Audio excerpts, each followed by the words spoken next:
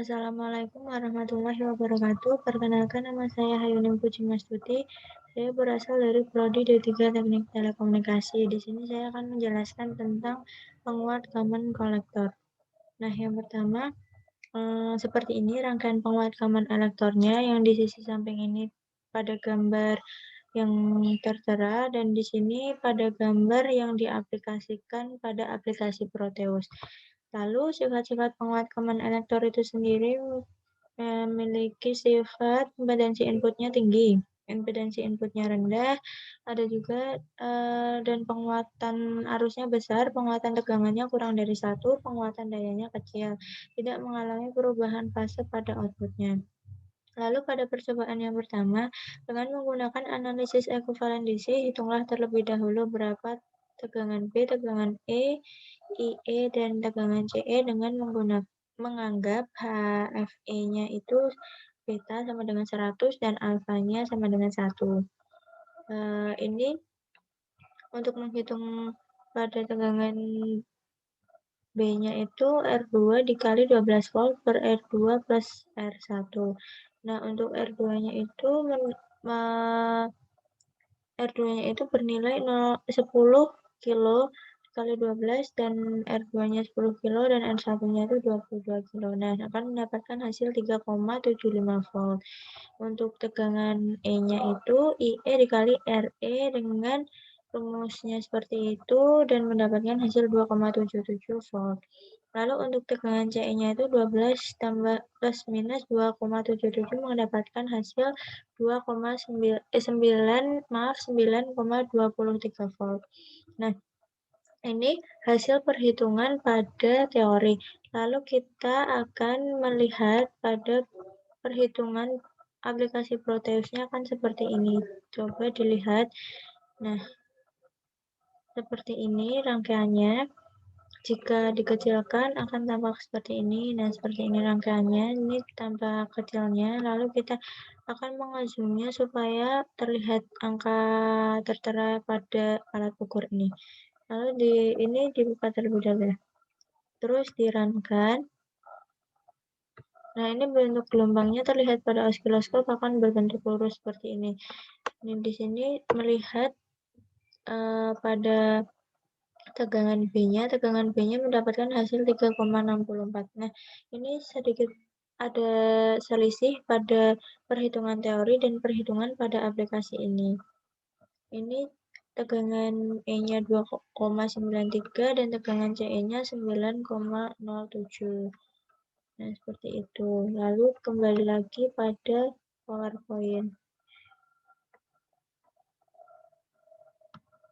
Nah, pada percobaan kedua, pindahkan catu daya ke posisi on dan sinyal generator belum dimasukkan. Ukurlah besarnya FB, tegangan B, tegangan E, IE, dan CE-nya. Ini mendapatkan hasil tegangan B-nya 5 volt, tegangan E-nya 4,4 volt, tegangan IE-nya 5 mili ampere, dan tegangan CE-nya 7,9 volt. Lalu pada percobaan ketiga, tentukan resistansi dinamik emitternya. Dengan rumusnya 26 mV per IE. Dengan menggunakan IE pengukurannya tadi, IE sama dengan 5 mA, dengan dimasukkan pada rumus 26 mV per IE-nya. Jadi mendapatkan hasil 6,377 ohm. Lalu pada percobaan keempat, penguatan tegangan. Nah, penguatan tegangan ini dapat dicari dengan RE itu adalah resistansi eksternal, dan R kecil e itu pada pengukurannya didapat 5,2 ohm. Ini rumus penguat tegangannya dimasukkan tadi. RE-nya itu resistansi eksternalnya dapat dicari pada RE paralel RL-nya mendapatkan hasil 87,2. dimasukkan pada rumus lalu mendapatkan hasil 0,9437 kali. Ini penguatan tegangannya.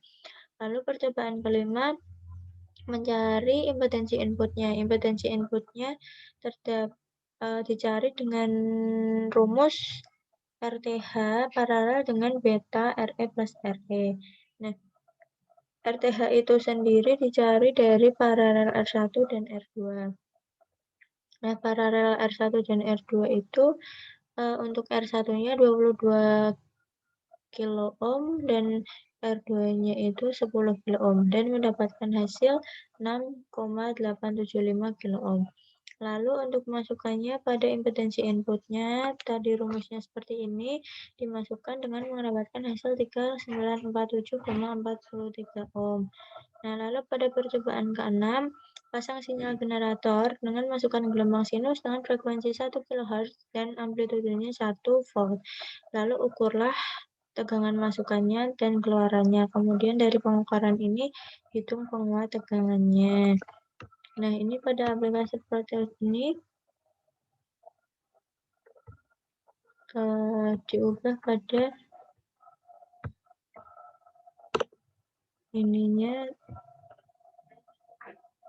diubah pada amplitude 1 volt dan frekuensinya 1 kHz atau 1000 Hz ya. Nah, sudah seperti ini. Dijalankan rangkaiannya. Mendapatkan hasil seperti ini. Nah, ini jika rangkaian saklarnya tertutup, gelombangnya tidak akan terlihat seperti ini, lurus. Namun, jika saklarnya ditutup, gelombangnya akan terbentuk seperti ini. Nah, ini gelombangnya seperti ini. Akan mendapatkan hasil yang selisihnya tidak terlalu besar. Lalu kembali lagi ke PowerPoint-nya. Nah, ini tadi mendapatkan tegangan inputnya 2 volt, tegangan outputnya 1,9, lalu dicari pada rumus penguat tegangannya itu tegangan output per tegangan inputnya 1,9 per 2 itu mendapatkan hasil 0,95 kali. Lalu pada percobaan ke-7 ukurlah beda fase. Tadi beda fasenya itu 0 derajat. Lalu percobaan ke-8 hitunglah daya inputnya.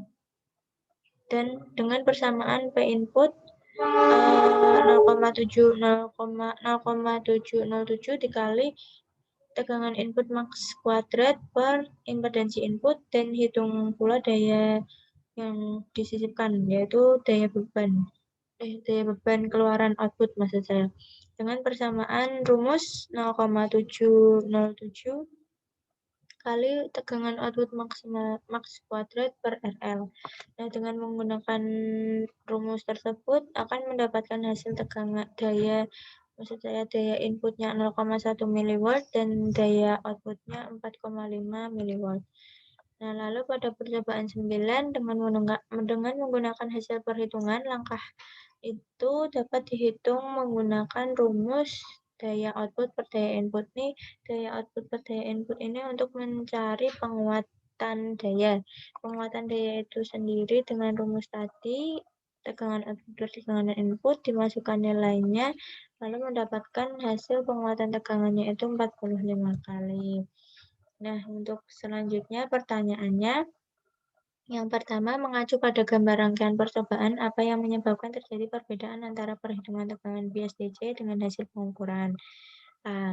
Jawabannya, mengacu dari gambar rangkaian percobaan yang menyebabkan terjadinya perbedaan antara perhitungan tegangan bias DC dengan hasil pengukuran adalah adanya pengaruh kapasitor yang terpasang. Pada perhitungan tegangan bias DC kapasitor yang terpasang diabaikan atau di-open. Sedangkan pada pengukuran pengaruh kapasitor masih ada karena pengaruh sinyal sinus yang dimasukkan. Nah, lalu pada pertanyaan yang kedua, berapa beda fase antara input dan output pada emitter follower? Beda fase antara input dan output pada emitter follower itu 180 derajat. Lalu pada pertanyaan ketiga, buatlah rangkaian ekuivalensi yang kecil dengan menggunakan parameter hibrid, cari data transistor, dan kemudian hitung penguatan berdasarkan parameternya. Nah, seperti ini gambarnya. Lalu, pada pertanyaan yang terakhir, bandingkan hasil pengukuran dengan perhitungannya. Nah, di sini perhitungan dan hasil praktik yang dilakukan terdapat beberapa sedikit perbedaan. Tetapi perbedaan masih dalam toleransi. Kesalahan-kesalahan yang terjadi dimungkinkan karena yang pertama itu toleransi dalam komponen alat yang digunakannya. Lalu bisa jadi kesalahan pembacaannya, dan biasanya yang terakhir pembulatan dalam perhitungannya itu juga pengaruh pada hasil praktik dan hasil perhitungan teorinya. Lalu kesimpulannya, common emitter adalah salah satu bentuk penguat pada transistor, di mana kaki emitter digunakan sebagai common atau ground. Lalu yang kedua, nilai penguatan tegangan tadi dapat dicari dengan tegangan output per tegangan inputnya itu mendapatkan hasil 0,95 kali. Nah, itu dihasilkan adalah negatif atau mengalami pelemahan. Lalu nilai penguatan dayanya itu sebesar 45 kali. 45 kali. Itu tadi dapat dicari dengan rumus daya output per daya inputnya. Itu akan mendapatkan hasil dari penguatan daya. Lalu yang terakhir, perbedaan hasil pada teori dan praktikum ini dikarenakan adanya faktor human error maupun tools error. Nah, sekian dari saya. Terima kasih. Kurang lebihnya mohon maaf. Wassalamualaikum warahmatullahi wabarakatuh.